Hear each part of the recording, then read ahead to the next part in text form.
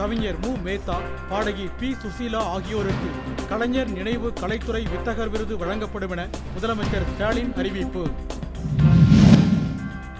2021ஆம் ஆண்டு மக்கள் தொகை கணக்கெடுப்பை சாதிவாரி கணக்கெடுப்பாக நடத்த வலியுறுத்தி பிரதமர் மோடிக்கு மருத்துவர் ராமதாஸ் கடிதம். கிருஷ்ணகிரி, தருமபுரி, வேலூர் உள்ளிட்ட 7 மாவட்டங்களில் இன்று கனமழை பெய்ய வாய்ப்புள்ளதாக வானிலை ஆய்வு நிறுவனம் தகவல். வருமானத்தை விட அதிக சொத்து சேர்த்ததாக அதிமுக முன்னாள் அமைச்சர் வைத்திலிங்கம் மீது கையூட்டு ஒழிப்பு காவல்துறை வழக்கு பதிவு. வீட்டு மனைகள் ஒதுக்கியதில் முறைகேடு என்ற பெயரில் முதலமைச்சர் சித்தராமையாவை விசாரிக்க தடையில்லை என கர்நாடக உயர்நீதிமன்றம் தீர்ப்பு. தமிழ்நாட்டில் படிப்படியாக மதுக்கடைகளை மூட நடவடிக்கை எடுக்கப்பட்டு வருவதாக அமைச்சர் முத்துசாமி விளக்கம்.